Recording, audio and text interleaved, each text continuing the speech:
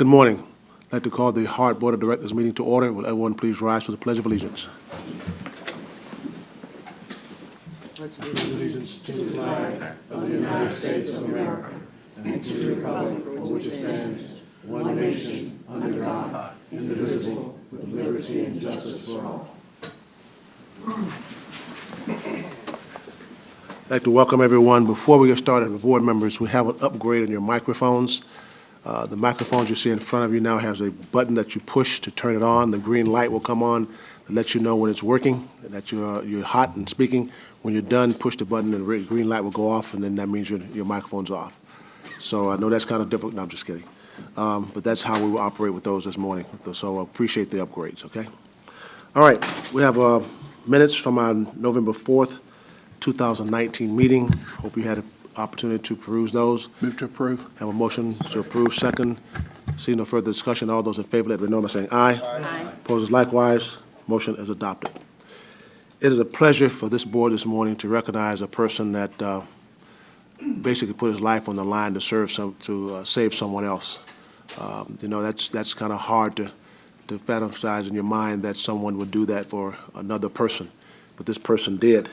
And I looked at the name and I saw John Phelps, and I remember that when I was in the legislature, the Sergeant at Arms of the House of Representatives' name was John Phelps. And I had to think about that one and look up to see who he was. But Mr. Phelps, would you please come to the podium, sir? Good morning, everyone. Good morning, Mr. Phelps. This morning we're going to recognize you with a proclamation. I'm going to read this proclamation for the record and then give you an opportunity to say a few words. Sure. And the proclamation reads, whereas Hillsborough Area Rapid Transit Regional Transit Authority, known as HART, is a public transit provider in Hillsborough County, and whereas HART's mission is to take people to places that enhance their lives, and HART's goal is to serve 34,000 customers on a daily basis. And whereas on Tuesday, November 19th, 2019, a longtime HART operator, Phelps, was attacked while on duty operating a HART bus. And whereas Hillsborough County resident Mr. John Phelps was a customer on board the bus during the attack, whereas Mr. Phelps courageously stepped in to defend the HART operator and all customers riding that route, and whereas Mr. John Phelps is a U.S. Army veteran, and whereas HART's entire team is thankful to Mr. Phelps, who bravely forced the attacker off the bus, securing safety of the customers and stayed by Operator Prophet's side until the arrival of emergency responders. Now, therefore, be it resolved by the Board of Directors of the Hillsborough Transit Authority that Section 1, the HART Board of Directors and HART staff publicly express their thanks and are grateful to Mr. John Phelps for his courageous actions and proudly honors Mr. Phelps with this proclamation passed and adopted by the Board of Directors of the HART Hillsborough Transit Authority on December 2nd, 2019. It's an honor for me to present this to you, sir. Thank you.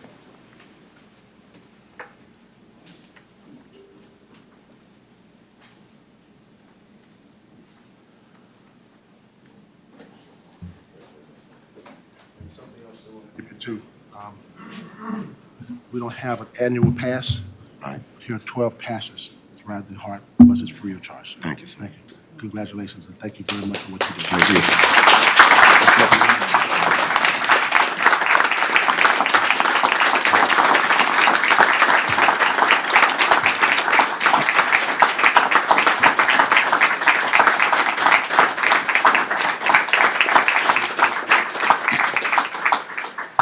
Thank you very much, everyone. You know, I'm just a everyday citizen that takes your buses to work. So stepping, talking in front of people, that's not my thing, but I think I can do this today. What I did that day came naturally. It was an instinct. That's the second life I saved in 18 months. And it wasn't on the bus. I saved another guy's life. I pulled him out of his car. He wrecked his car, hit his head. He was bleeding, and he was leaking gas. I pulled him out of that car. When I see someone in trouble, I step up. I don't want to see anyone hurt. But when I'm on this bus and when I'm out in the city, it's not my job to protect your drivers, it's your job. And when it's difficult to say. You can't hear me? Well, you're behind me. You can come up to the front. Okay, I'm sorry about that.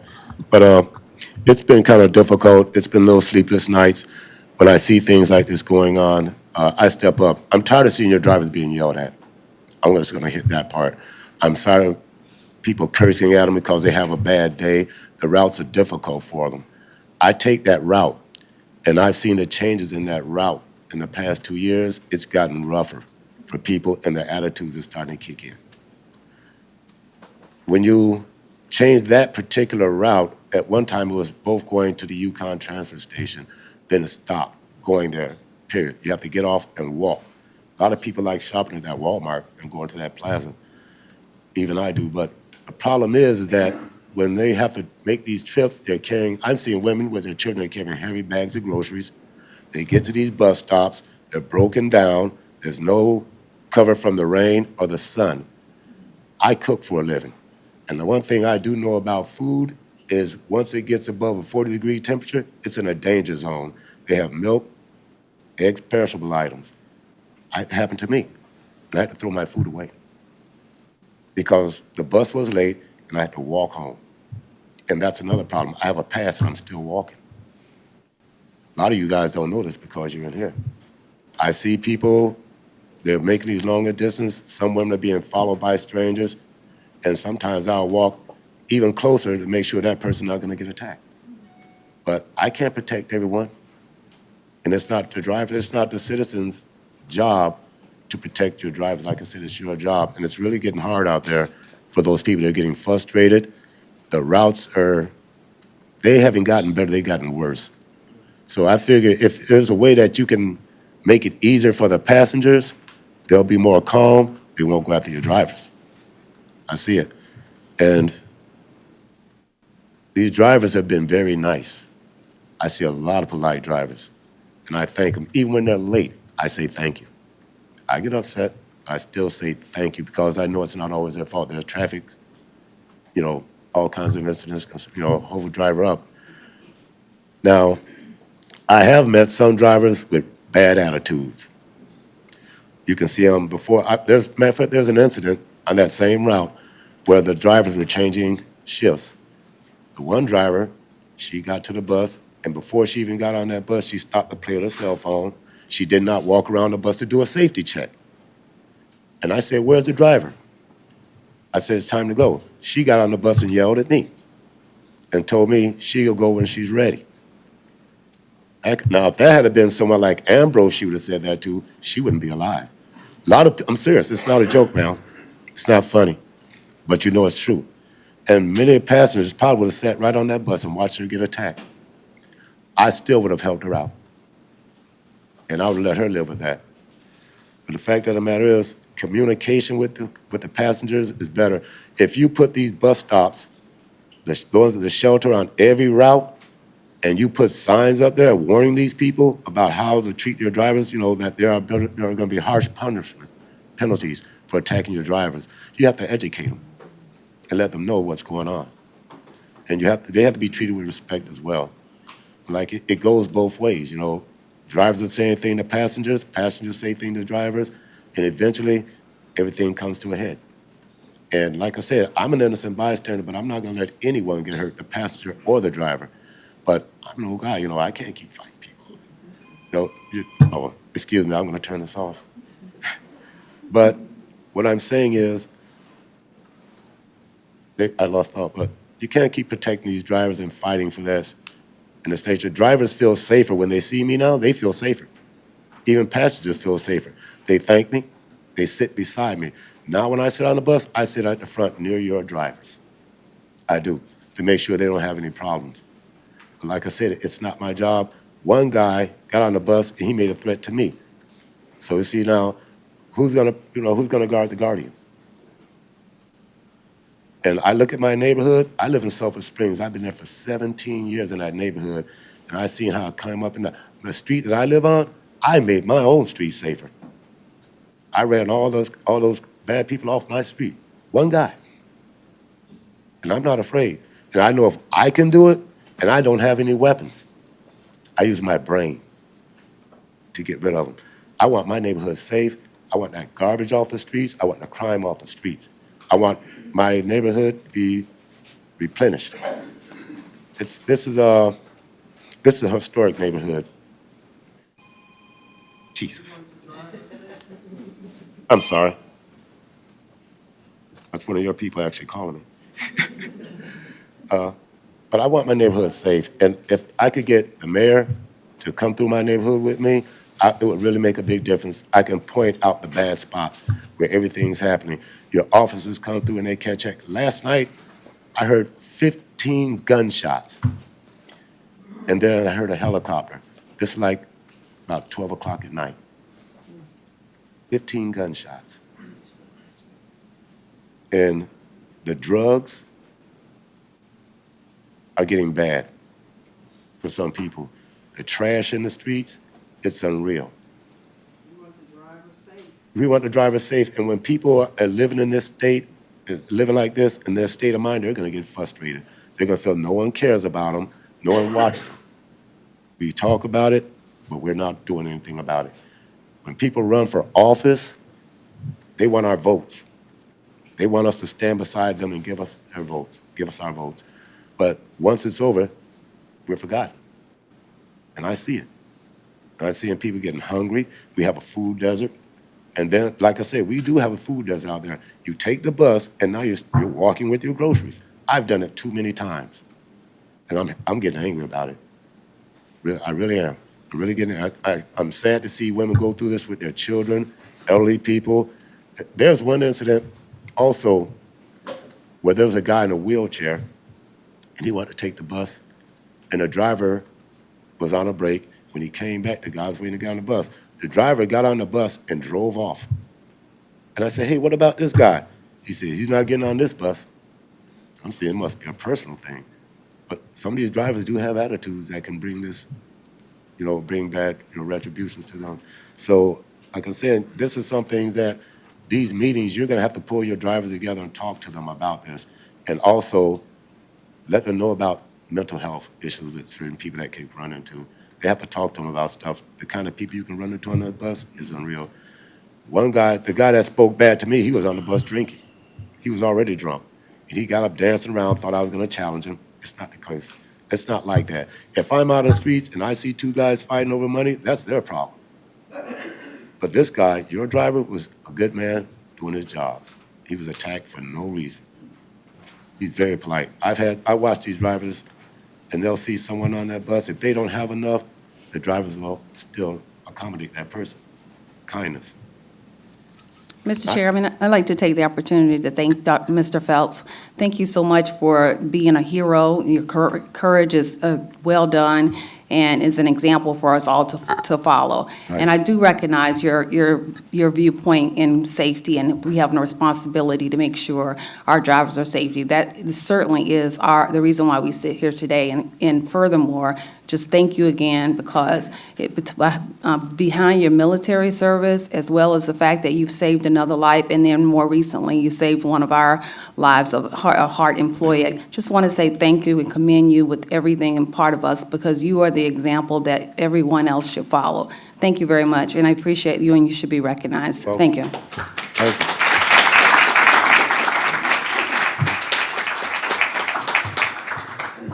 Thank you. Is this working? No? Okay, sorry about that. I think Mr. Prophet wanted to say something. Can you come?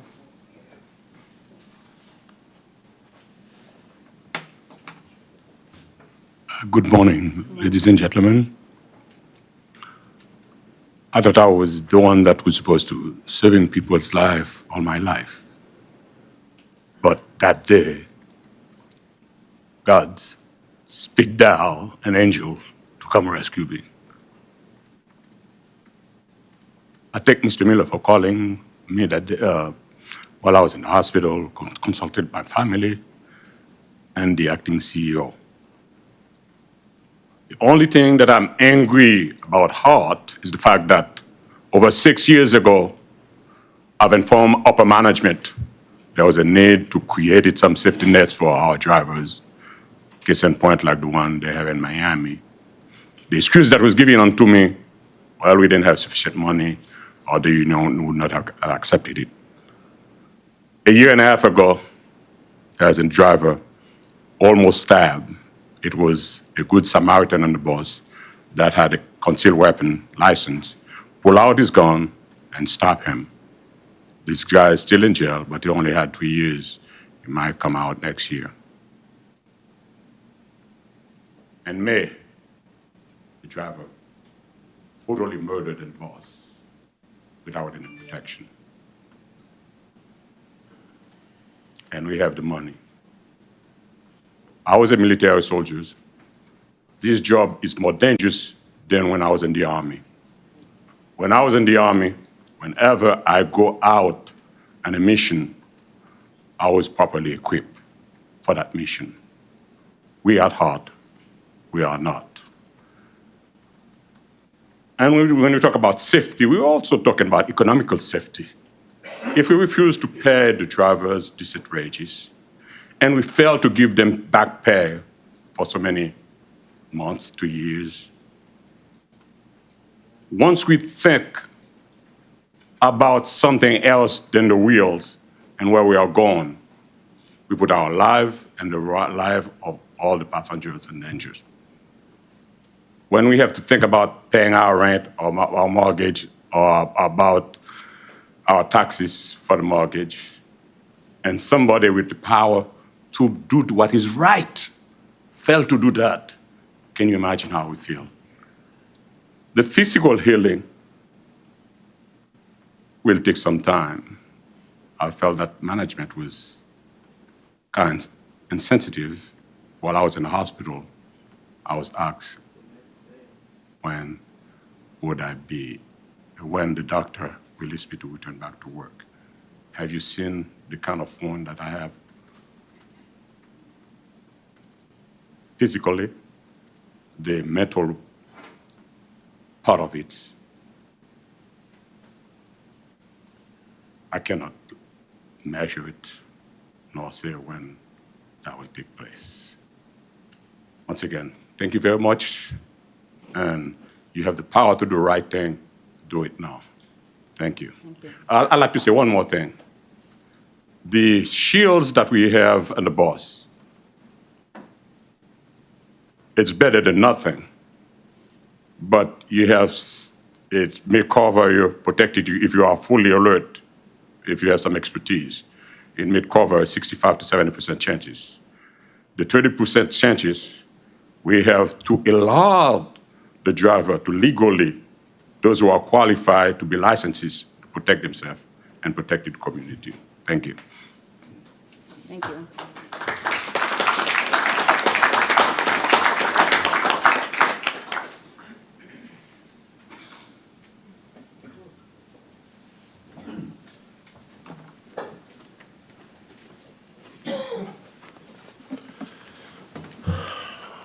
Okay, thank you very much. We're going to move into public input. Is there any public input on agenda items?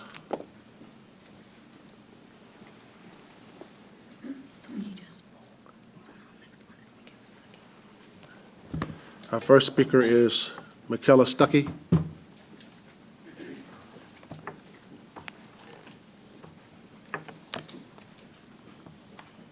Hi, good morning. You have 3 minutes.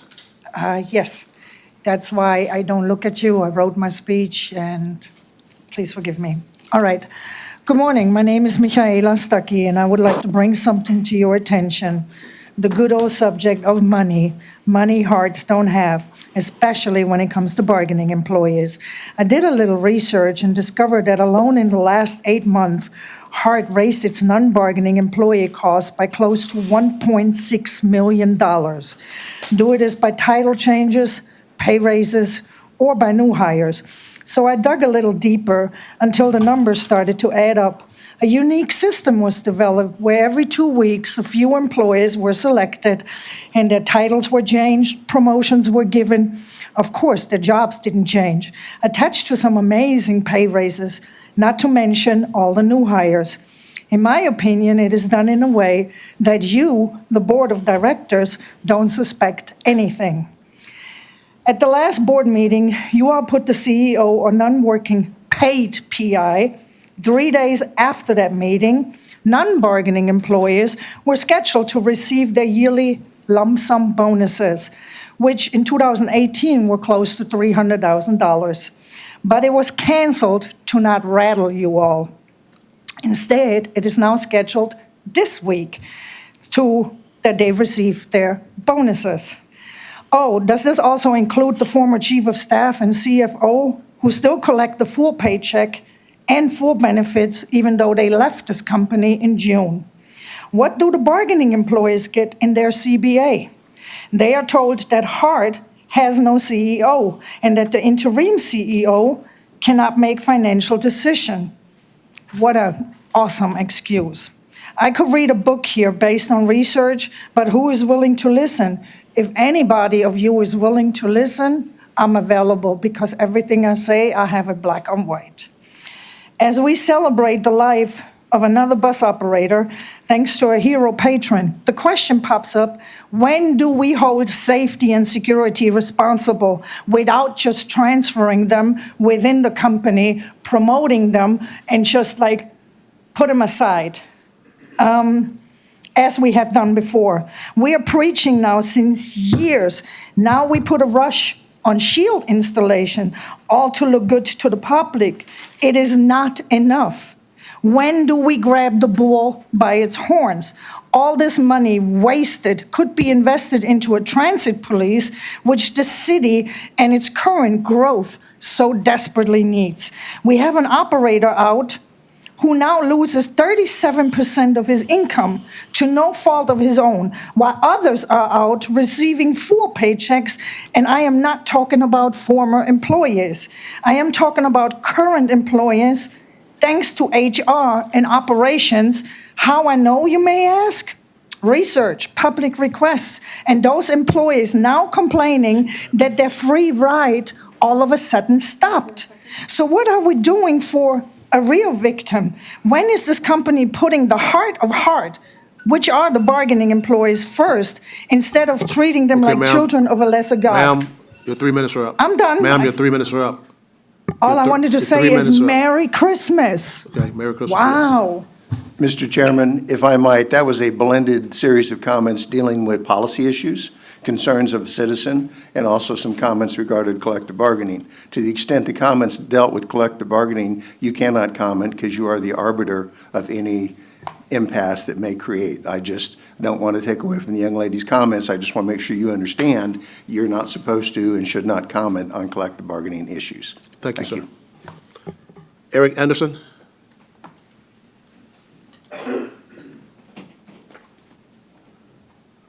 Good morning. Morning, Board of Directors. My name is Eric Anderson, and I've been employed at HART for 10 years. I'm the Chief Maintenance Steward for the ATU Local 1593. Thank you. Just as my fellow coworkers have brought to your attention the issues with wages, I'd like to do the same on behalf of maintenance. First, I'd like to speak on behalf of our route maintenance workers. For over 10 years, they've maintained landscapes, installed many of your shelters and solar panels around Hillsborough County. I stand before you to ask for better wages for these individuals. There's another group of employees in the facility maintenance department who are classified as general attendants, but they do anything but general. These individuals go above and beyond for this company on a daily basis. They also deserve better wages. Finally, there are streetcar maintenance workers who are assigned similar work as facility technicians, but make less than what a technician earns, all because it's not in our current contract. Today, we stand before you and ask to work with us to settle these matters once and for all. Thank you. Thank you, sir. Javier Perez?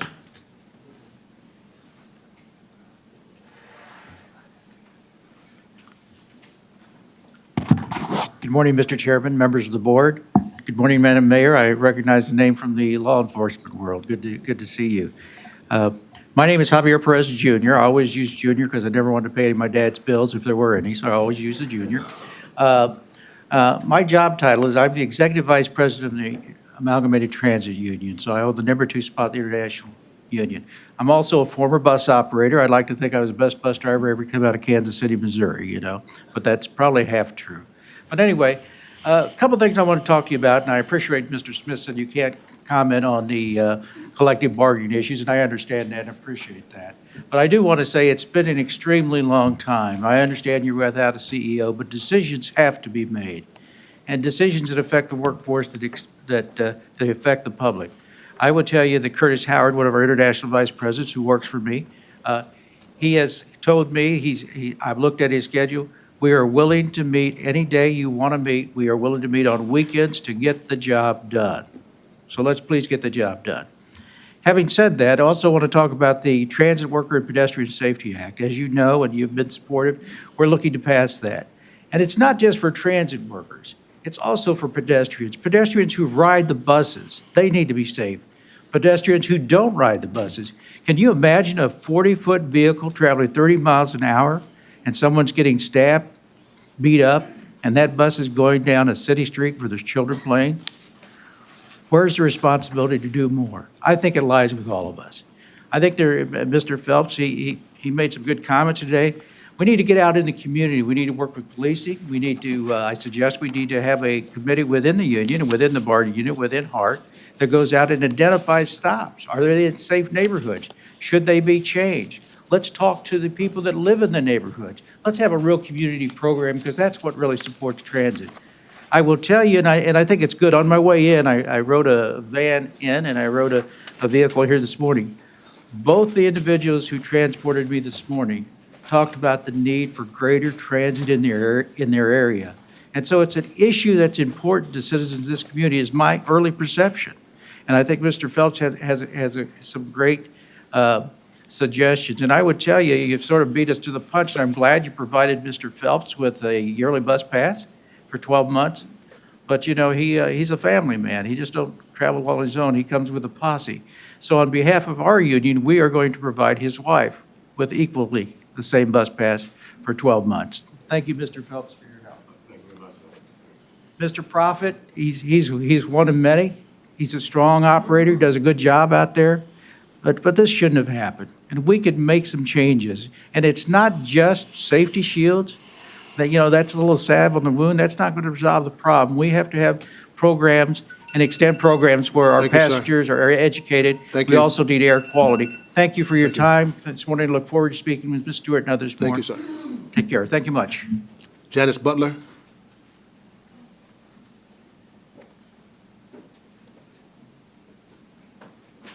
Janice Butler?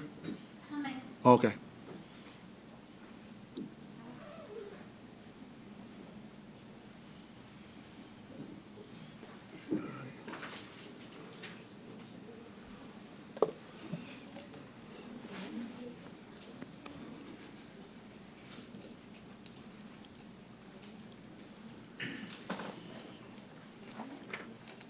Good morning.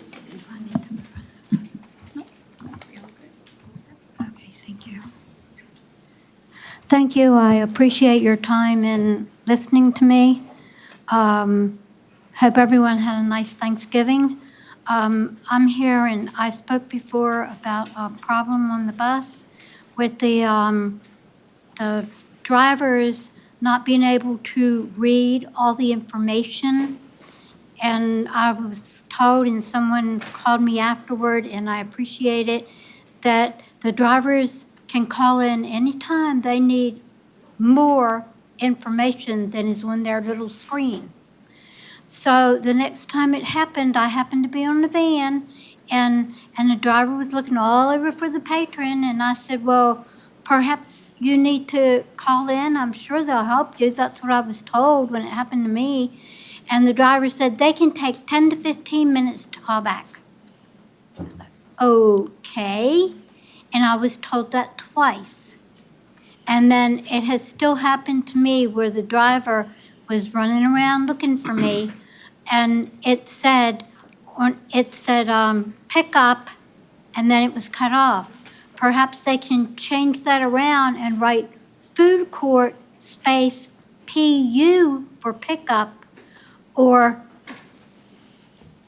Sears space DO for drop-off. Just little things that might be able to be changed to help both the driver and the patron, and it will keep tempers down. It will keep everyone in a happier state of mind. Thank you and have a great day. Thank you. Abiona Araduva. I'm not best.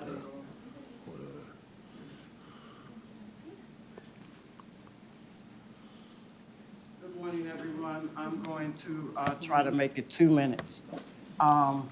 I'm almost 80 years old, and I have never cried in public for the first time when I heard about my family member, Snyder Prophet, that had got carved up on the bus. I got a horrifying phone call that if anything happens to a bus driver, make sure it's not Prophet, and it was. I'd like to first give honor to the one, Mr. John Dunn, who laid down his life and made the ultimate sacrifice on HART's watch.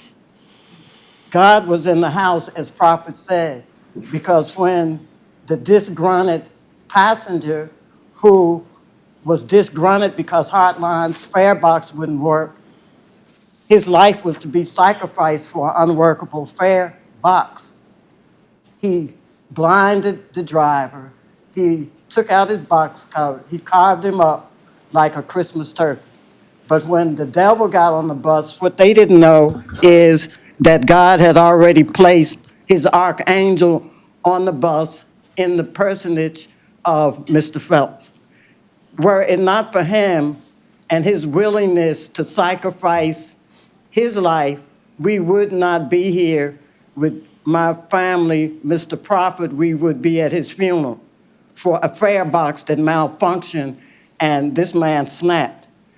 Come to find out, he wasn't even supposed to be on the bus because it's not the first time it had been problems. But how do you check that? We need HART to do the right thing. The man got his throat cut, and then he's next. The whole world is watching HART because it's not only Tampa, Florida, the whole country, they talking about this everywhere, trust me. Internationally, they're watching what you, Tampa, Florida, will do. Do the right thing. It's bad enough he was fired, went without work for 2 years, didn't get his back pay, damn near lost his house, and he only came back without the pay, is to my understanding, and he's struggling and sacrificing. Do the right thing, write the check, let him stay in his house so he won't have to live under the interstate. Do the right thing. The community is watching. Mr. Phelps took it to the finish line, but he didn't cross over. Prophet and John the Baptist is here to do that, and so are we. Thank you. Now move to the interim Chief Executive Officer's report. Ms. House Stewart. Good morning, board members. What's your name? Good morning, board members. This report is aligned with the HART fiscal year 2020 performance scorecard and will cover the areas of customer experience, community value, employee success, and financial performance. Customer experience. The TECO Streetcar line is participating in the Winter Village Express again this year. The special event will run Sundays, November 24th through December 22nd. The next slide, please. On November the 14th, 2019, HART participated in the Transportation Safety Administration Security Enhancement through Assessment Program. This supports a national strategy and initiative regarding risk mitigation. The exercise was covertly placed unattended bags and other suspicious items on the HART vehicles. Our bus operators participated in this and identified the items during their pre-trip inspection of the vehicles. We're happy to report positive results for this exercise, and we thank all HART employees for their continued efforts and success with this project. On the community value, we highlight our Veterans Day ridership for November 11th, 2019. We operated a regular Monday schedule, and we gave free rides to our active duty, disabled, retired veterans and their dependents with valid military ID cards or proof of military service. In 2019, we had 574 veterans rides compared to 42 rides in 2018, for about a 14% more veterans this year. Our total ridership that day was 30,421 passengers. HART continues to volunteer and add value to this community. 13 HART employees volunteered at Feeding Tampa Bay as part of the National Feeding America Network. The HART team sorted sweet potatoes. We worked with others, and on an average Tampa initiative, the Feeding Tampa Bay provides more than 3.8 million meals every month. HART visited Tallahassee on November the 12th through 13th with our Director of Governmental Relations, Lorena Hardrick, and our Holland and Knight team. Part of our successes that we report to you today, in addition to talking with our delegation, staff of the Senate Appropriations Criminal and Civil Justice Committee, and the Policy Coordinator for Transportation and Economic Development, our two ask, and we received positive responses for our radio communication appropriations request of $600,000. We will have sponsorship by Senator Cruz for Senate Bill 1151 and Senate Representative Toledo for House Bill 2601. The Uniform Public Servant Protection Act currently provides various penalties under Florida Statute 784.07, and HART's efforts is to request an amendment to increase the penalty for assault on a transit employee from a third-degree misdemeanor to a third-degree felony. We are regrouping our efforts because of the language that's utilized, because it did not contain any misdemeanor exceptions, and that would include someone with mental illness. So we will follow up with a request to provide the additional information as requested by the staff. Also, Ms. Hardwick and the H&K staff met with Mark Cruz, the Policy Coordinator for Transportation and Economic Development, to discuss the gubernatorial appointments that the governor needs to make to the HART Board. On November 7th, the Interim CEO and the Director of Government Relations attended the Tampa International Airport's groundbreaking for the Sky Center 1 office, the first commercial office building linked to the airport.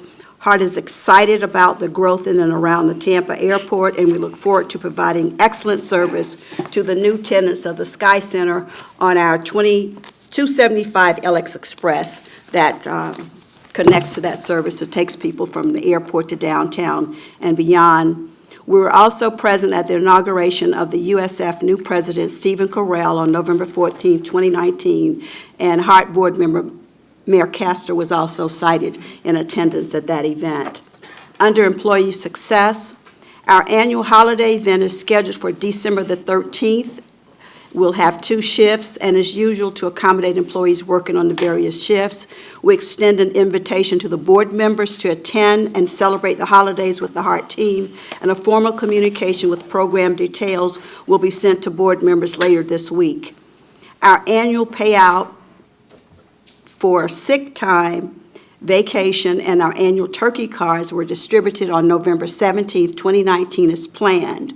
The memo that went out in October also alerted employees that the non-bargaining lump sum merit benefits and the bargaining unit performance payouts would be paid on the December 5th paycheck. So all of that information went out in October. Focus on financial performance. HART is in the process of preparing for our 2019 fiscal end-of-the-year audit. The auditors were on site the week of November 18th, 2019, and will also be on site this week. Various departments have provided the information necessary, including the legal department, providing information related to our risk for cases or matters that might exceed $100,000.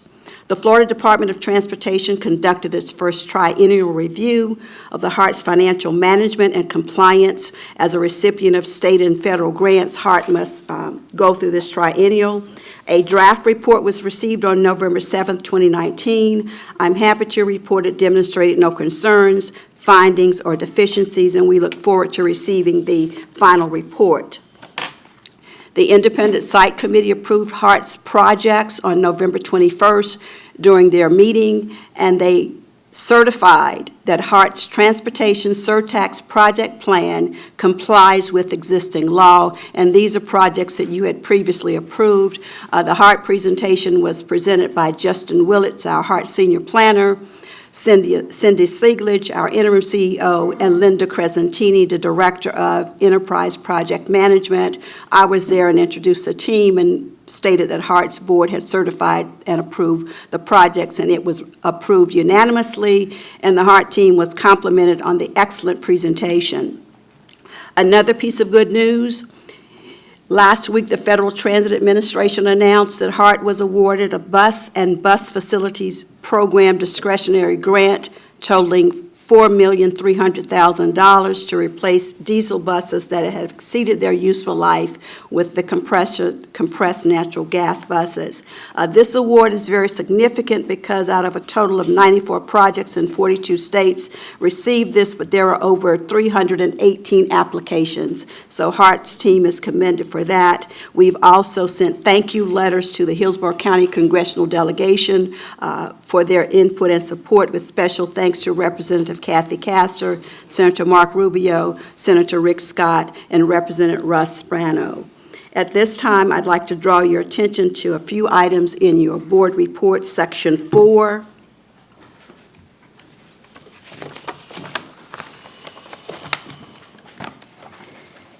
The first item in Section 4.1, pages 4.1 through 4.10, is the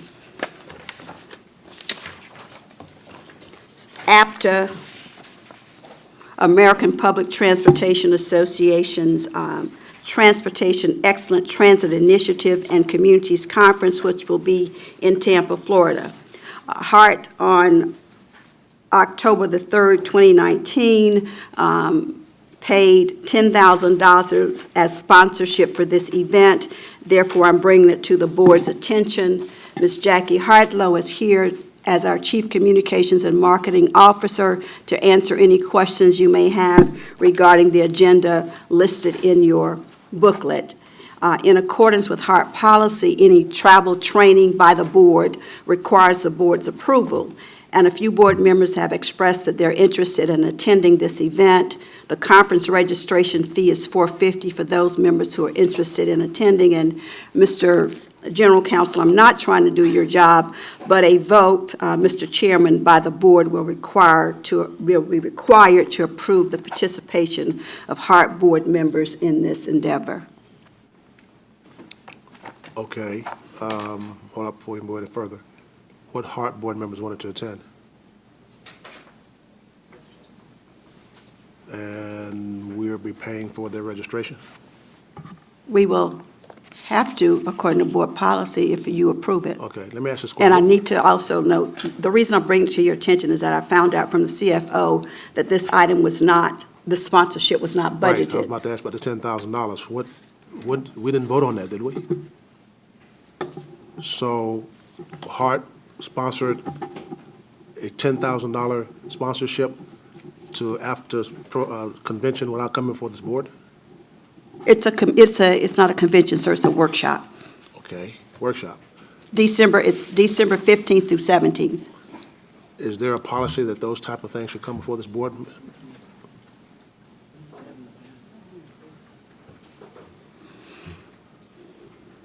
Good morning. Cindy Stiglitz, Interim CFO for HART. Honestly, there is no policy that would require that we come to you for that approval. This was a $10,000 sponsorship. Anything under $10,000 does not need to be approved by the Okay. board. It was approved by the All right. CEO, Okay, thank you. By the Mr. Limmer. okay, all right, thank you. Yes, What's been the history of our... push your mic. Historically, have we supported this before? I think we hosted APTA last year, was the national convention. Madam Board Member, from my understanding, this is a communities workshop, and this is new, and it's regarding transit initiatives like the surtax that have successfully passed in communities, and so this is a committee, and it's a new workshop from what I understand. Okay, Commissioner Overman, you recognize? I did have some interest in attending. As far as the sponsorship is concerned, typically when there is a sponsorship paid, there's a certain number of attendees as part of that sponsorship. What did it include? Ms. Hadlow, can you come, since the agenda is here and you brought it to our attention at the meeting? I'm involved in the putting together all of the groups. HART will be having employees do the registration desk, and employees will be greeting folks from across the country who are coming to discuss the ballot initiatives that for 2020 moving forward. As far as the sponsorship, I unfortunately didn't have any involvement and can look into it and get information for you, but I don't have that now. I was not in that decision-making process. So we don't, hold up, folks, hold up. We don't know what we would get, what we're getting out of the sponsorship at all?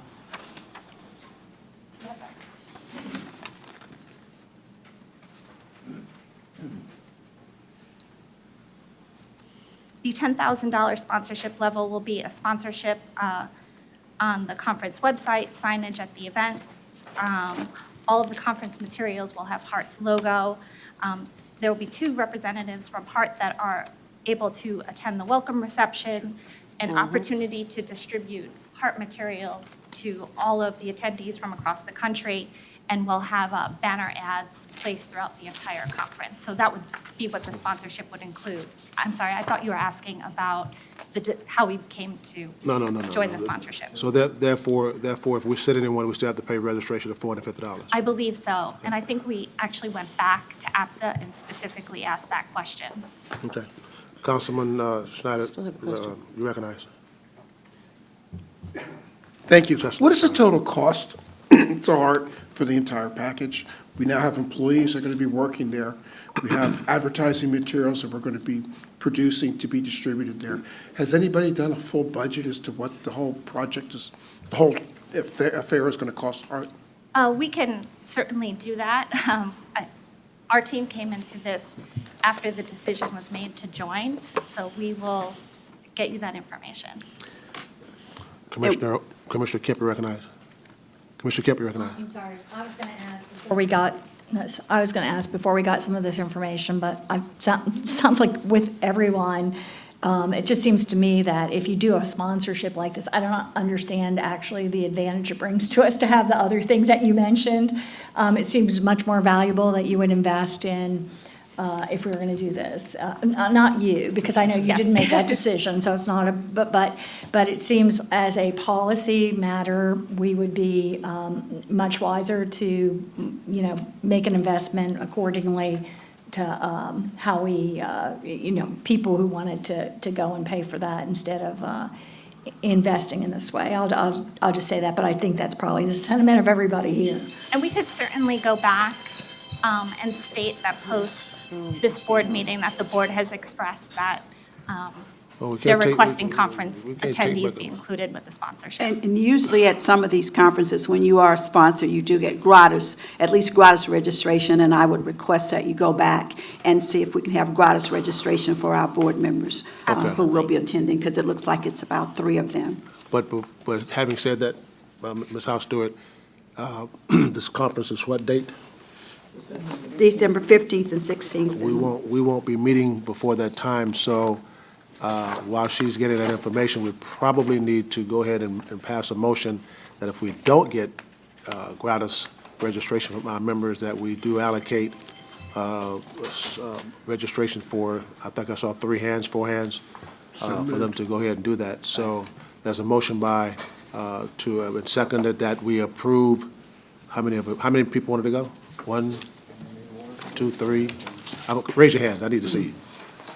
1, 2, 3. Is that it? 3? That we approve 3 registrations for board members to attend this workshop, depending on what we find out from this organization concerning our sponsorship. Is there any further discussion? Commissioner Overman, you recognize. It sounds as though there were 2 individuals that came with the sponsorship. Is that correct? Yes, for the opening reception. And the who is welcome attending reception. that? Who are taking those 2 positions? I don't believe we've had anyone slated now. Okay, so we really only need 1 additional if there's 3? No, she said reception. She didn't say anything about. Welcome not for the- reception. It's to the Just for the welcome. reception? Yes. Okay. I do appreciate that APTA has chosen Tampa to have this particular conference. I did go to the APTA conference in Jacksonville and found there was great value in attending an APTA conference. I do know that this is sort of out of their norm as far as their schedule is concerned, and I do think there is value in participating. But I am concerned about our process. So I'm glad to see that we're at least addressing that issue and look forward to future recommendations. But Okay. And outside of the decision-making, I was at a previous transit agency that hosted one of these types of conferences that APTA would put on.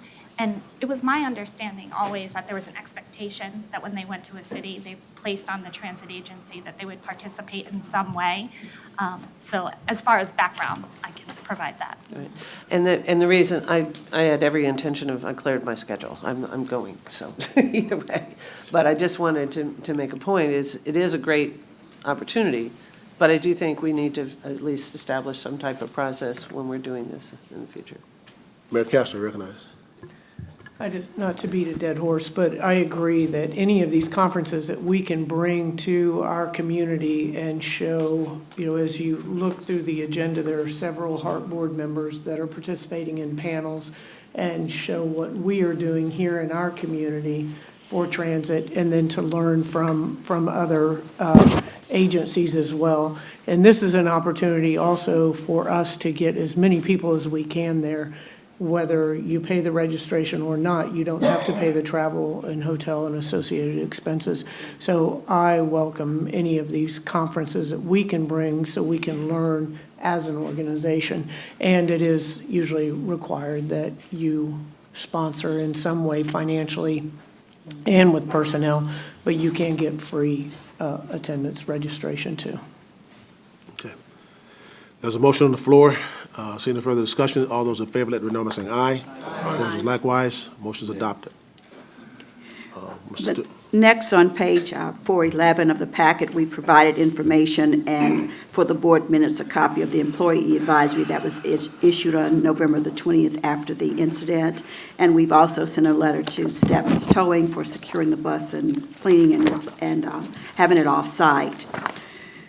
On pages 412, that's a response to the public comment after the Operations and Safety Committee meeting on November the 18th regarding a matter that has to continue through the grievance process. There was a request from maintenance employees to have de-escalation training, and the tentative dates for November are listed on 411, and that will be done by the Hillsborough County Sheriff's Office, and we will be having ongoing de-escalation training.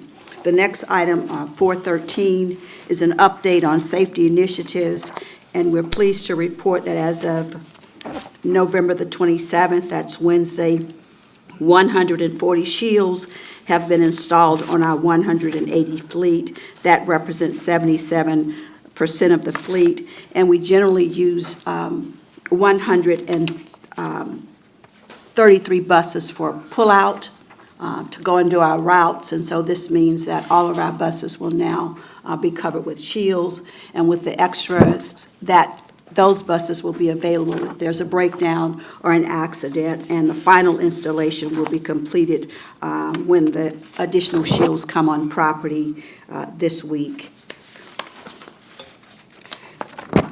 Our Ride with Respect campaign continues, and so HART will continue to collaborate with the union and examine the industry's best practices to enhance the bus operator's safety and security, as well as the safety and well-being of our customers. Mr. Chairman, if it's appropriate at this time, I'd like to also address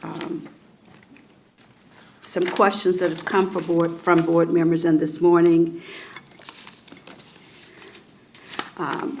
One of the issues that came about was a phone call to Mr. Profit at the hospital.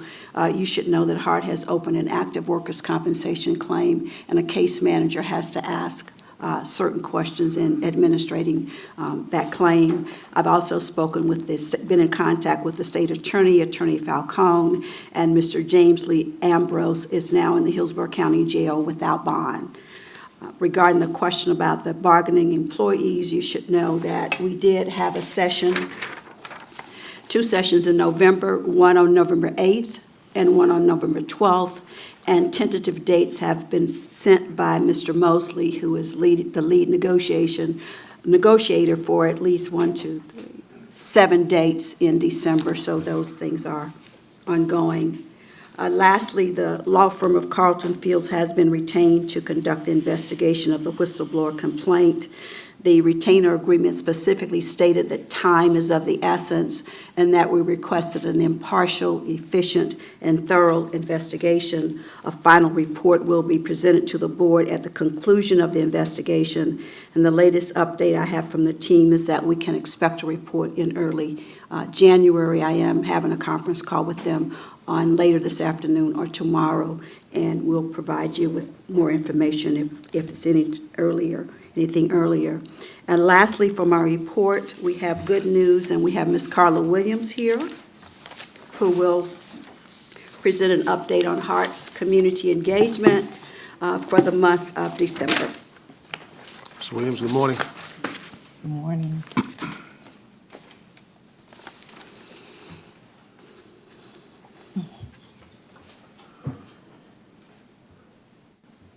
Good morning, HART board members. How are you doing?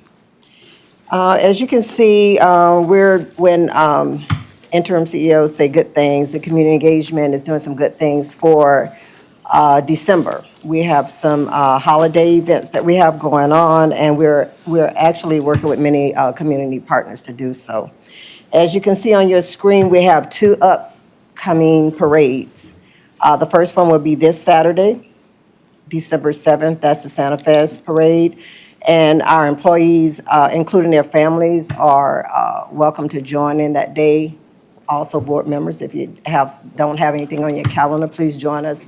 We'll be walking, throwing beads, throwing candy, and celebrating. That's this Saturday, the 7th, starting at 11 a.m.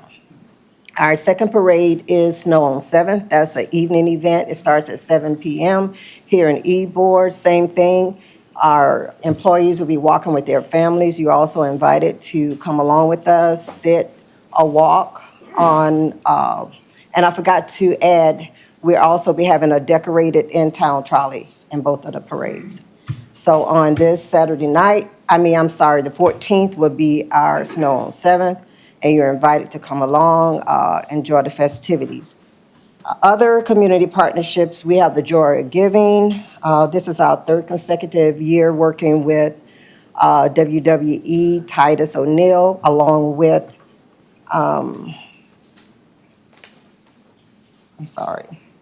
along with the Bullet Family Foundation. We'll be having that on Saturday, December 21st. This is an awesome event. HART offers free rides to the community to come along. The good thing about this event, it's free rides, but it's open to, we have so many kids where this is where they're giving gifts, and this may be their only chance of receiving gifts on this day. Also on Monday, the 23rd, a partnership with HART and ESPN will be offering free rides as long as you show your pass to the Gasparilla Bowl. This is open to students in Hillsborough County, along with their families, but students will have to show their pass on the bus to ride free. Lastly, we're going to be partnering with WTMP for our last 3 home games for the Buccaneers. We have a live tailgate party. I say party, but it's a tailgate at our West Tampa Transfer Center. This is along with a live remote broadcast with Martine Garadvis. We've had this at all of our home games. If you have any time, the next home game is next Sunday. Please come out, enjoy us. It's a branding for HART at our transfer center. So we're inviting you to also come out. That's it. Any questions? Any questions? Thank you. Thank you. Mr. Chairman, that concludes the interim CEO report. Any questions? Any questions? Commissioner Smith, you recognize. Hi. I am happy happy to learn that we got this FTA grant of $4.3 million to abide by. Turn your microphone, is your microphone on? That's great news about the $4.3 million grant that we got. I heard about it, let's see, I read about it in the Tampa Bay Business Journal, I read about it in the T-BARTA newsletter, I read about it in some emails from constituents congratulating us. I did not get noticed by any notification from HART to the board members, and I would just like to say I think we should get information like this whenever a press release is sent out to also notify the board so that we're on top of it. I can answer questions from constituents when everybody else is reading about it in the news. Okay. Any other questions, concerns? Mr. Mayor, you recognize. The one thing, and it may be included, but in the de-escalation training, which I commend because that is critically important, that also the signs and signals, signs and symptoms of mental illness. That's usually a separate, and I don't know if it's already been presented, but just to ensure that that's provided to all of our employees as well. Okay. Anyone else? Thank you, Mayor. Anyone else? Okay, thank you. Move to the chair's report. I have one item I want to bring forth, and we'll take a vote, and I'll have to pass the gavel to the vice chair. On November 4th, 2019, we appointed Ms. Carolyn House Stewart as our interim chief executive officer. Taking on that responsibility, and she's doing an excellent job. As you can see, she's been busy since November 4th, extremely busy. And she continues to do her duties as Director of Risk and Legal Services, something that previous interim chief executive officers have not done, and that is being tasked with two job performances at the same time. When we appointed her as the interim chief executive officer, we did not approve a motion to compensate her for serving in the interim chief executive officer's position, as we've done in the past with previous interim chief executive officers.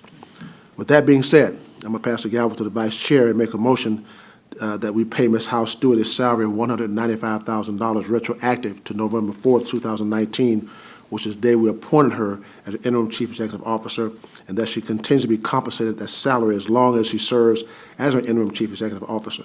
She will also continue to perform her duties as Director of Risk and Legal Services while serving as interim chief executive officer. That's my motion. All in agreement? Aye, sorry. Oh, I'm sorry, you have a question? Yeah, good morning to everyone. Also, the gentleman who got stabbed, is that one of the ones that 33% has been taken away from him? Pardon me? The injury.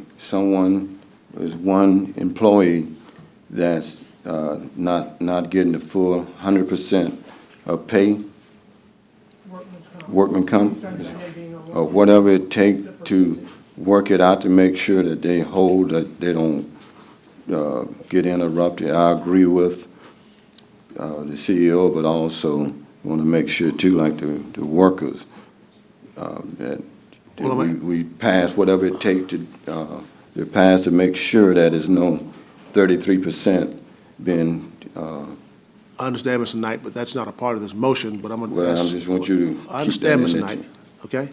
But I'm asking Mr. Smith, did you want to address that? We can get back to the board with the issues dealing with the types of compensation matters that Mr. Knight is referring to. It is unrelated to the CEO's compensation, but I understand his issue, and we can get the information for him. So you're going to get back with that on? Yes, sir. Yes, sir. Okay, all right. So he's going to get back with you, Mr. Knight? Okay. Yeah. Okay, go ahead. Commissioner Overman? Okay. All in agreement of the motion? Aye. All opposed? Okay. Thank you. Thank you very much. Thank you. General Counsel's report? Yes, sir. A couple items briefly. If you will notice on the last page of your agenda, there is a closed session indicated as number 18. We do not have any issues that need to that require us to go into a closed session. But as you know, we need to have the board request a closed session at a meeting before it is to be held. And I believe we may have some items for a closed session in January. So I request that the board make a motion to hold a closed attorney-client session to discuss settlement negotiations or strategy related to litigation expenditures generally or in the transit surtax litigation if that should happen as well. There's a motion and a second. Any further discussion? Seeing none, all those in favor, let it be known by saying aye. Aye. Opposed, likewise. Motion is adopted. Yes, sir. The next item is 6A on your agenda. It's about board elections. You'll notice in your packet, it's at page 6.1. For those who are maybe new to the board historically, we hold elections in January to elect officers and to appoint committee members and elect those committees that are election. There is a packet associated with this material that shows you your preferences. And what we ask is that you fill out your preference form for the committees and/or positions you wish to serve in the upcoming year. That data will be gathered, will be circulated to the board in advance of the January meeting where the elections will be held. So this is just informational for you at this point. There's no action you need to take. You just need to look at the packet and fill it out and bring that information back to Ms. Pettit, I believe, obtains it. The last item is I'm going to need the board to pass a motion to direct me to examine the policies we have dealing with emergency management and to come forward with any revisions that are necessary. For example, the county is a local emergency management entity. The HART has had contracts in the past with respect to making HART assets available in emergencies, such as providing bus movement for people who otherwise will be stranded. And we also have agreements that we have with the airport regarding liquid gas in case their supplies run short. But it needs to be a review. We need a comprehensive policy that this board has reviewed and approved. So I need a motion to direct me to come forward at the next possible meeting with some policies for your consideration regarding emergency management. There's a motion and a second. Are there any questions? Commissioner Kemp, you recognize. Thank you. I just wonder if we could have a copy of what it is in place now. I know that during Hurricane Irma, I was very present at the emergency shelter and everything else, and I know that at the time, Catherine Egan and HART did actually a pretty, it seemed to me, very comprehensive and very thorough job from what I understood. So I don't know what protocol they were acting under or how this is intersects with what you're talking about. So I'm just not sure I'm quite understanding. No, excellent question. And it's my understanding that essentially the CEO was acting pursuant to presumed powers of the CEO under his or her operating imperatives under HART. But the policies, I think, need to be more specific. They need to be reviewed by this board, and I think they need to be articulated more clearly. Sure. I just had no idea what, I was just CEO by what action. operation, but I thought it was done. It was done well, with- but it was not pursuant to the direction of the board. Okay, thank you. Okay, we have a motion and a second. Any further discussion? Seeing none, all those in favor, let me know by saying aye. Aye. Opposed, likewise. Motion is adopted. Mr. Smith, is that it? Nothing further. Okay, thank you. Presentations, update on the streetcar tracks tie replacement project. Brian Allen.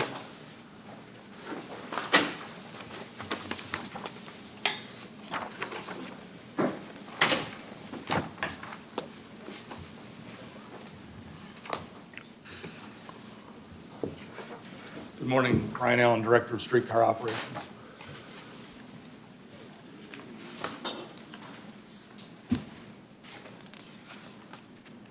All right, a little background on the tie replacement project.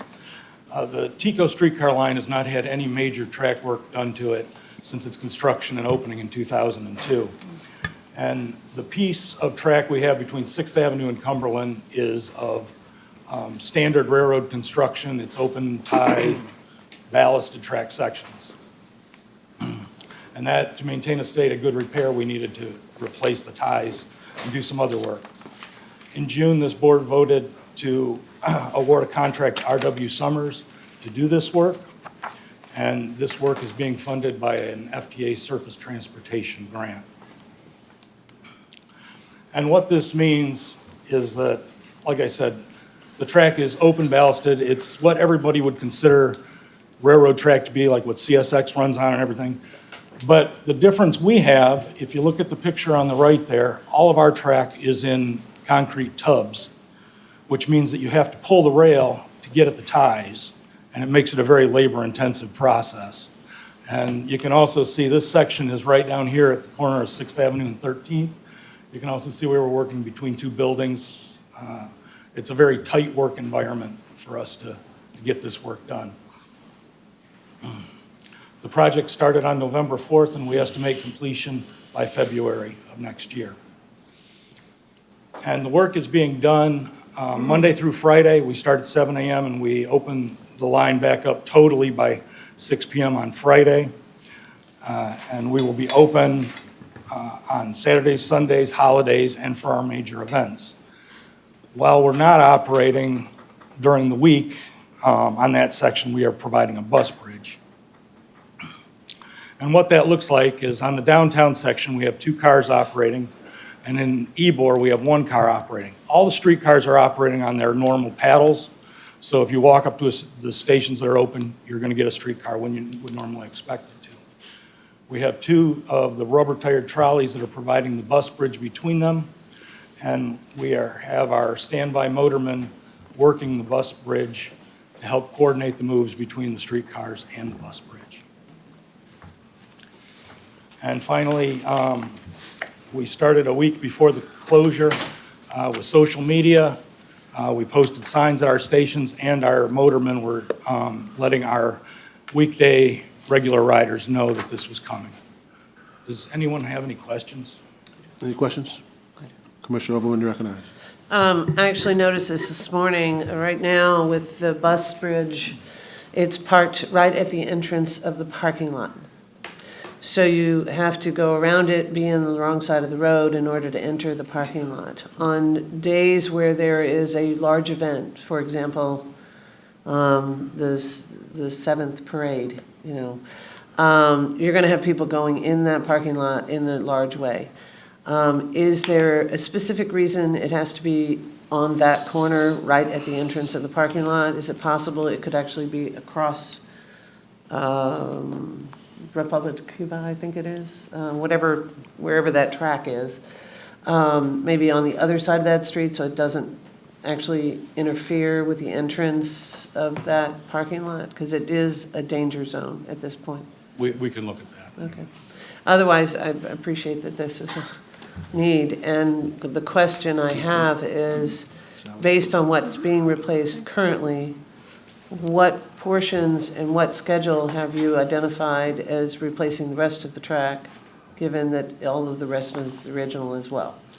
Well, the rest of the track is embedded in concrete, and we've had consultants out in the past look at the rail and everything, and everything else is wearing very good. We're anticipating another 20 years on the rail in the embedded section. Okay, great, thank you. Any other questions? Thank you very much, sir. Thank you. Well done. Flamingo Fair project status.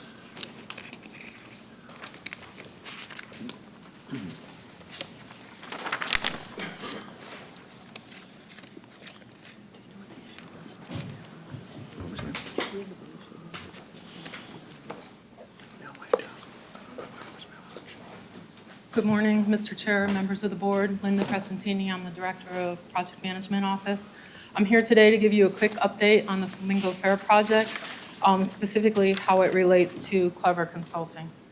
So with that being said, there was a comprehensive presentation to the board members back at the August 5th board meeting.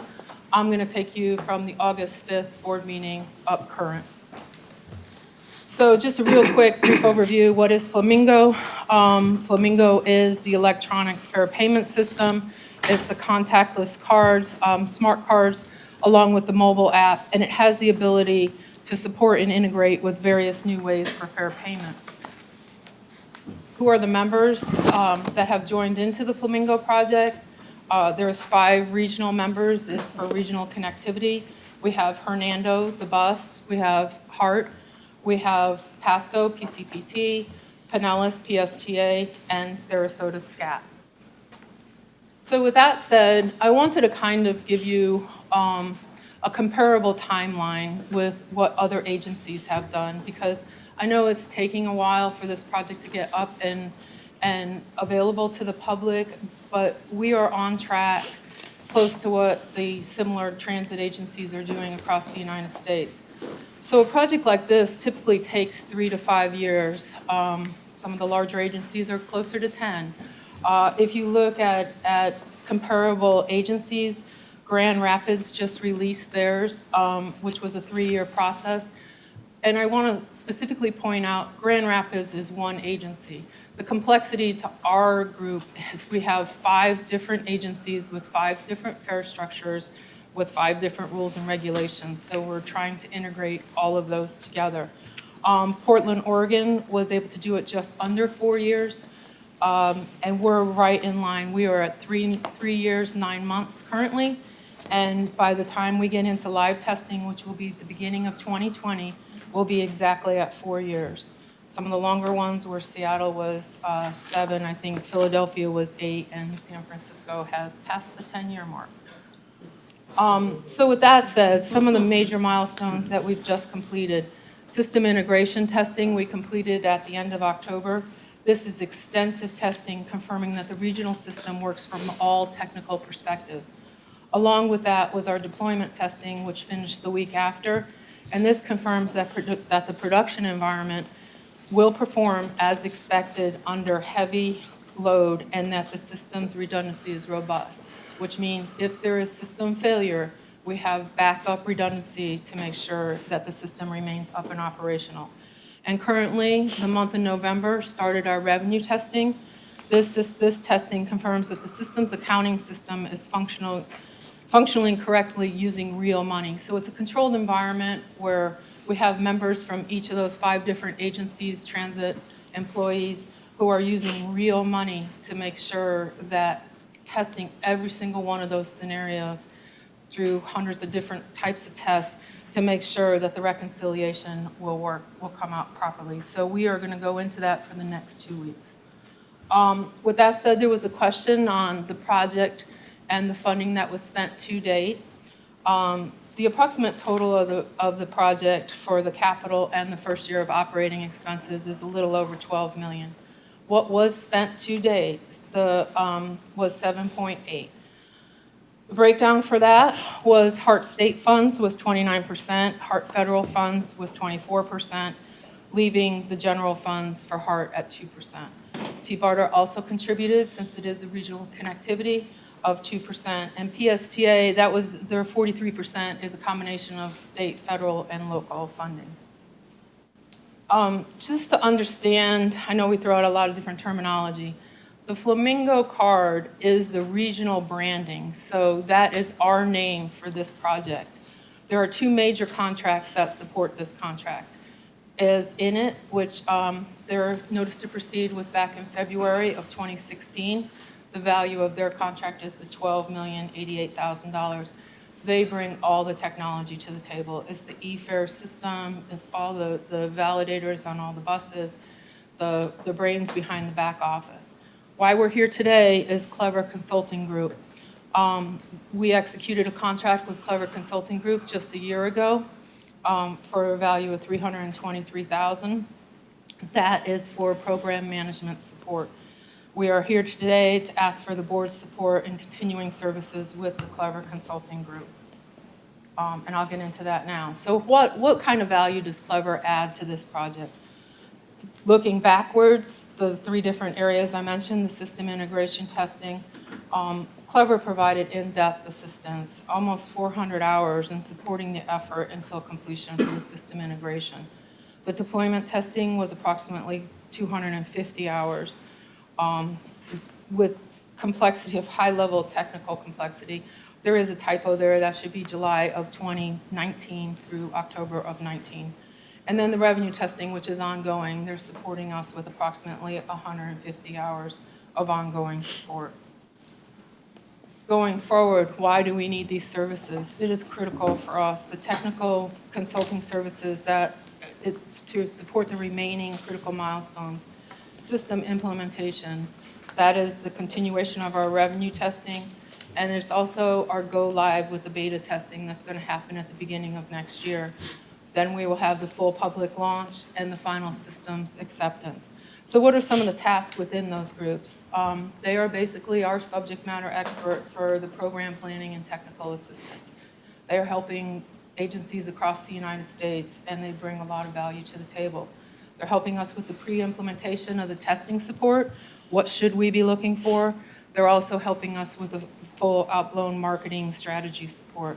They are the subject matter experts for review of the infrastructure and the configuration for our launch readiness. They will assist with vendor oversight and accountability for our high-quality launch. And they're also helping us going forward with the writing of procedures and training of personnel. So what does that timeline look like? So the beginning of 2020, this is it. This is where we will have available to the public for public consumption and beta testing. They will be using real people with real money. We will have the contactless smart cards available. We will have the mobile app up and operational. We have the consumer website up and operational. We'll have the back office up and operational, which is basically the brains of the entire system. And folks will be able to buy cards through our current distribution in our transit stores. Phase 2, which is the entire rollout, will be late summer, beginning of fall. That's when we have the third-party retail network. We'll have the IVR system, which is the automated phone system to help folks check their balances and such. We'll have open payments, which is Apple or Android, Google Pay, as well as Visa and MasterCard. And most importantly, we'll have our social services websites. This allows the universities, the schools, the larger employers in the area to actually monitor and maintain and set up their own websites. The website will be set up for them, but they can control and monitor their cards independent, and they will have constant reporting on that. And at the end, it's really not the end. It's hoped, there are ongoing issues that we are still looking to retain those services, maybe not. Well, good if it's not. But just in case, there's review of the remaining action items and the resolution as needed, and the support of technical integration efforts between the agencies and subsystems. So with that, it is critical to the success of this project for the board to authorize the interim chief executive officer to execute a modification to the existing contract for program managed services with Clever Consulting Group in support of the regional interjurisdictional mobility project, which is AKA the Flamingo project, for a not to exceed of $292 for a 16-month period. Move approval. There's a motion to approve. There's a second. There's a second. Commissioner Kemp, you recognized. Thank you.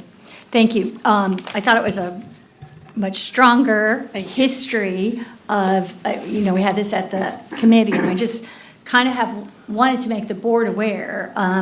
So I realized that this, before I was ever a commissioner, is when this was initiated, and I know I just kept hearing Flamingo, Flamingo. I put the app on my phone a few years ago, and it wasn't until that meeting when it was clear to me that it couldn't even be used right now, because in the past it has been used and there were lots of complaints about it. And trying to get a grip on it, I went through some back minutes and I saw that there was a promise of some improvements that would be made on the app by August 2018.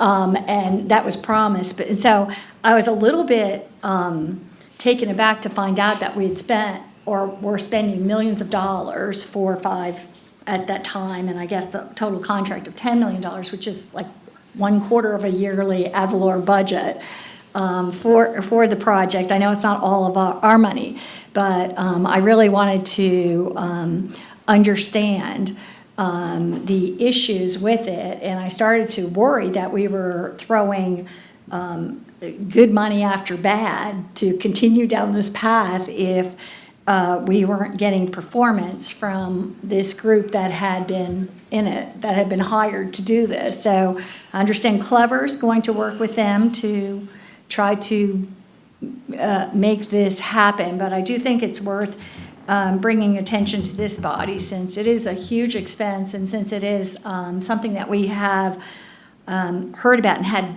deadlines in the past, and I finally just thought, I have to really understand responsibly understand what's going on with this. So I appreciate the timeline and the clarity of the information from elsewhere, and I'll be watching more closely now, and I hope the board will be too. Okay, can I just give you a quick update on the mobile app that you have?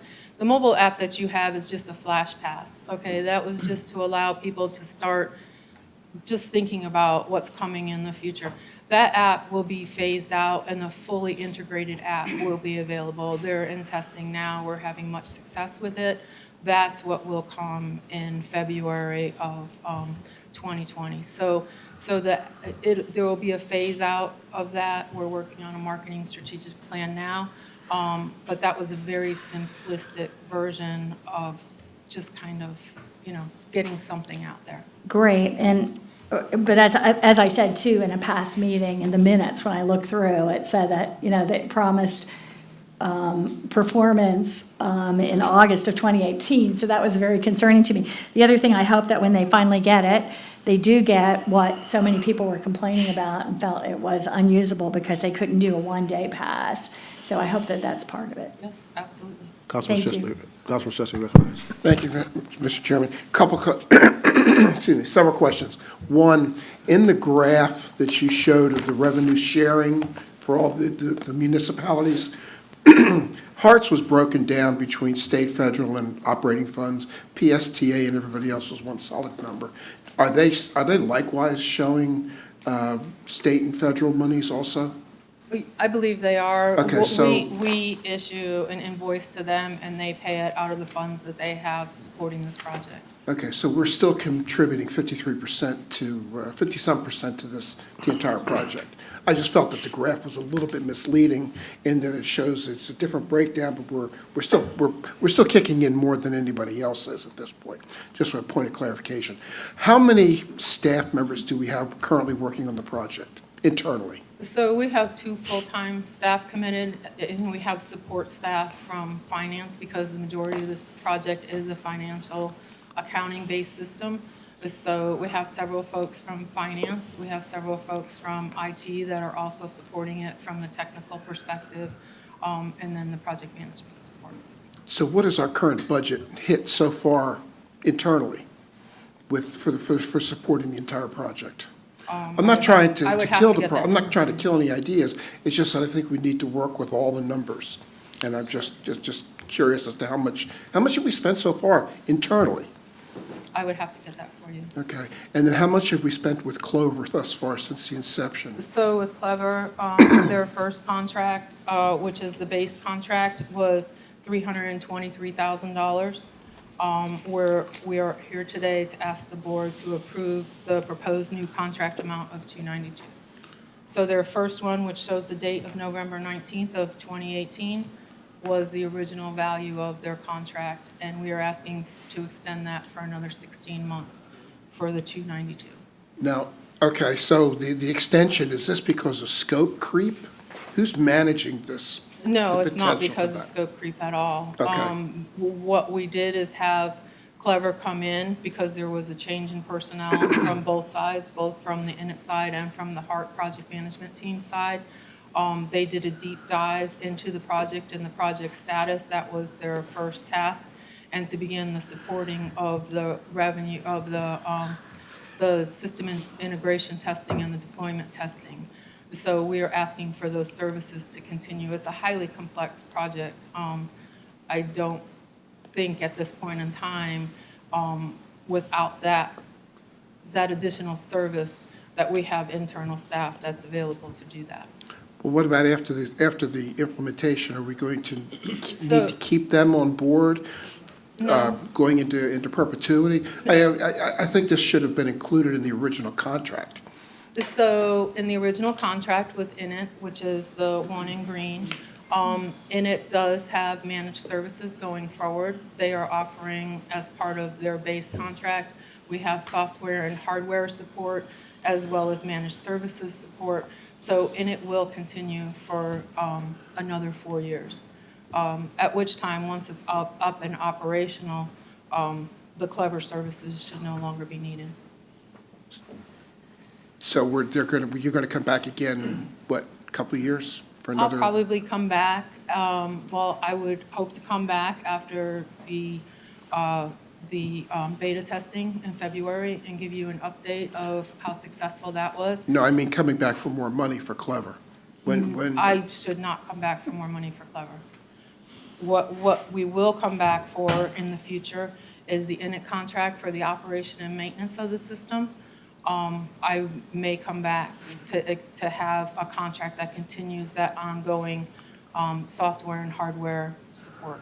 Okay, in it, I would expect you to come back for more because you don't know what's going to happen. But with Clever, I would hope this would be the last for them because This should be the otherwise, last for otherwise them. we're not managing this project well for them on their aspect. Okay, thank you. Commissioner Overman, you recognize. Thank you, and thank you for the clarity. I just have related questions. On slide 4, you've got several agencies involved, and yet the other slide talks about T-BARTA, Pinellas, and HART. But in this particular case, the slide indicates Hernando, Pasco, and Sarasota are part of the Flamingo system. Is INIT and the other organization, are they coordinating the fare boxes for those agencies as well? And what is their level of contribution to this project? So the original MOUs with those other agencies, Hillsborough and PSTA are the two lead transit agencies.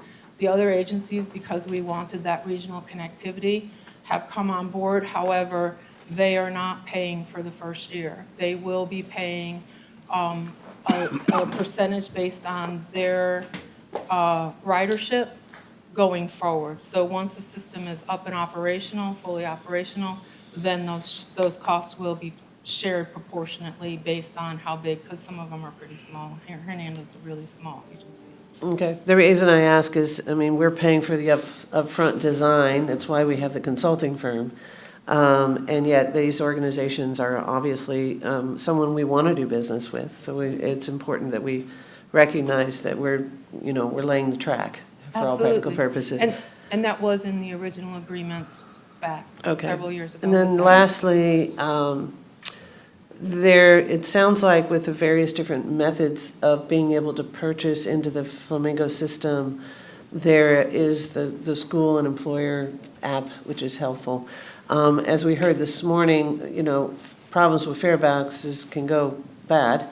We don't want to see that happen. And then 2, having an opportunity to purchase an annual pass as an employer is a great way of reducing the employer who chooses to build a building here can avoid building a parking lot if it is in partnership with HART as well as all these other agencies and a fare system that actually is universal in nature.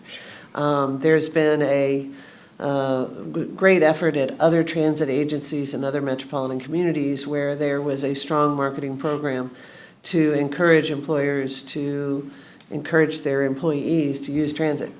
In other words, not paying for the parking in a parking lot, but able to pay for a pass, or an annual pass for an employee that also included an emergency service in the event that emergency comes up.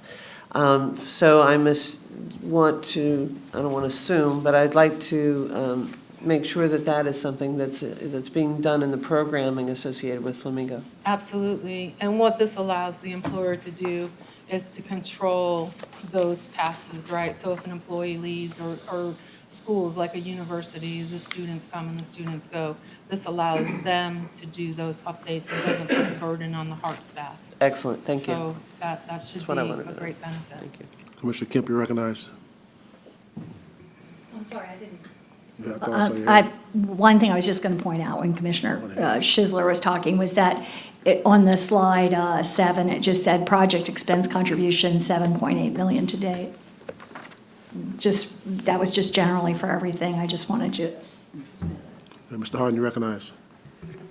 Real quick, just for point of clarity, so the 292 that you're asking us to authorize today is a project expense that will be then shared with PSTA, or is that 100% a HART expense? Clever Consulting is 100% on HART. Okay, and then on your, this, I must have misunderstood, but when you were, the slide that's page 11 of the presentation, post-project launch activities. So I thought that you had implied that there may come a time when you would come back for us to authorize more money for Clever for these post-project launch activities, review remaining action items, or is that included in the 292? That is included. That Okay. is included in Thank that you. for the next 16 months. And what I didn't want is I didn't want everyone to think at the end of the day the project is complete, that those services, they dwindle down, but just in case there's an unforeseen item that we need help or clarification on, they would guide us through the next couple of months if needed, only on an as-needed basis. Commissioner Smith, you recognize. Yes, and thank you, Commissioner Overman, for asking some of the same questions I had about the other counties' share in the expenses.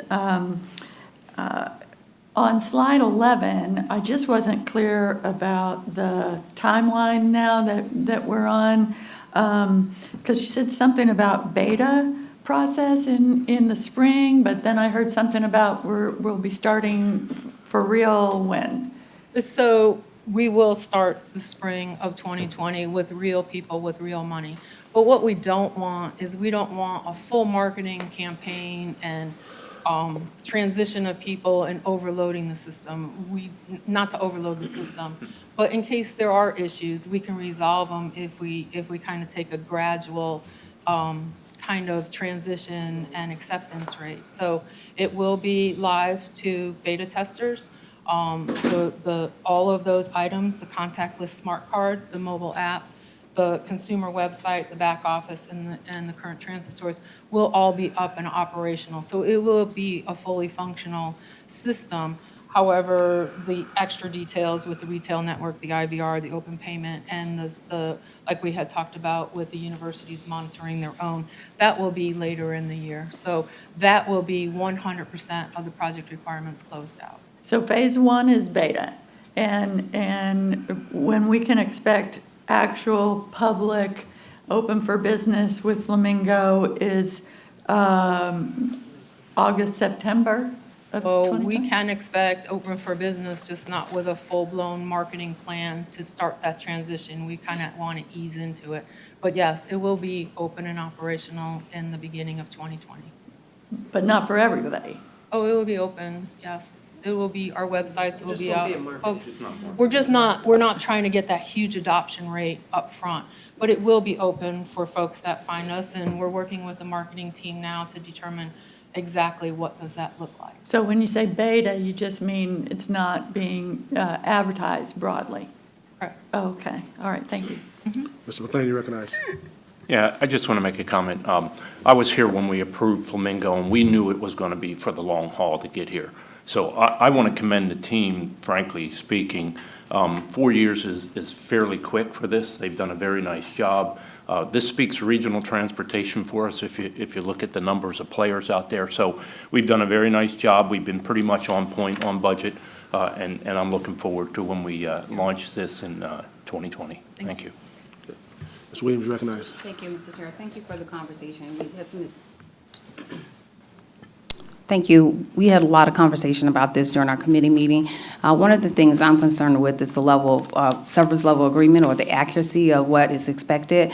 Is that built into the contract? Because we could go on asking for more dollars over and over and over based on testing. I just want to make sure there's accountability for a process that's included in Flamingo on an ongoing basis. Okay, so do you mean for the Clever contract or the Init contract? Well, we're spending $12 million in total, right? Okay. And so we want to get an understanding of the $12 million, which you talked to us about that in the past in the committee meeting. Now we're asking for $292,000. That doesn't seem to be a lot in consideration of everything we paid, and we are paying for the Flamingo contract overall. My concern is, do we have any SLA agreements, service level agreements, so when things are supposed to be, when we expect a timeline or a due date, and then in addition to that, the level of accuracy that's expected when we do launch. Absolutely. There's a detailed schedule that, that follows each one of those specific items. They use basically a JIRA system, which is a ticket for every item. So every single time there's a question, it's logged in so that we can have a history and a documentation of where we are. We have ongoing meetings several times a week, every day at least, of the outstanding items and a time associated with those items and how they fit into the master schedule. Okay. And just lastly, accountability for the implementation of the project. That's where I'm going.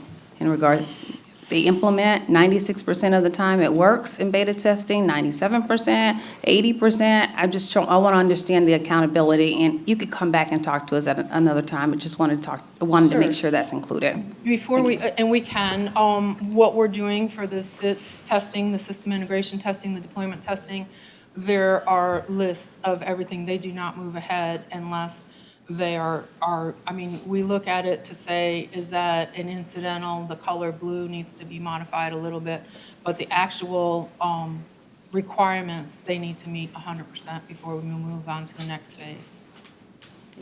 Okay. We have a motion by Ms. Shanahan, second by Mr. Harden, to approve this item. Seeing no further discussion, all those in favor, let me know by saying aye. Aye. Opposed likewise. Motion is adopted. Thank you very much. Moving to the consent agenda, you had items A through G. Any discussion on the consent agenda? Motion to approve. Have a motion and a second to approve the consent agenda. Seeing no further discussion, all those in favor, let me know by saying aye. Aye. Opposed likewise. Motion is adopted. Move now to action items. Resolution 2019-12-59. Is that the one we just approved? We just approved that, okay, all right, very good. Okay, you have in your packets a HART Board committee reports. You have the reports from the HART Board representative and the status reports. Any questions on those? None. Okay, we move into public input regarding general concerns. Anyone wants to speak on general concerns? Anyone wishing to address us on general concerns? Seeing none. Is there any old business? Any old business? Any new business? Commissioner Kemp, you recognized. Thank you. I'm just requesting formally, I guess, that maybe the council could provide us all with a copy of the bylaws. I think I looked on the website before and had tried to, I'd just be curious to see what that is. And also in terms of our reports that we get for, I'm glad to see we're back to getting the reports that we formerly got in terms of ridership numbers. But I'm also asking, I'd like to see if we can get a new metric on that, which would be cost per passenger for analysis, so we can start to measure our ridership on that basis. I think that would be helpful. Okay, any other new business? Any other new business? Seeing nothing else on the agenda, we adjourn.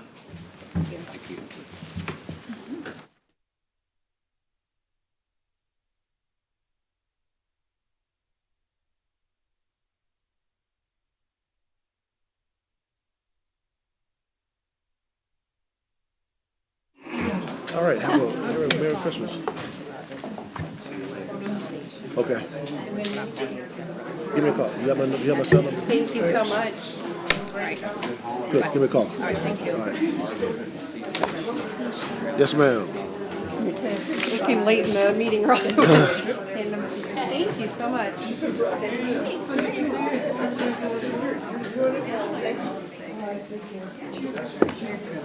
Yes. I did.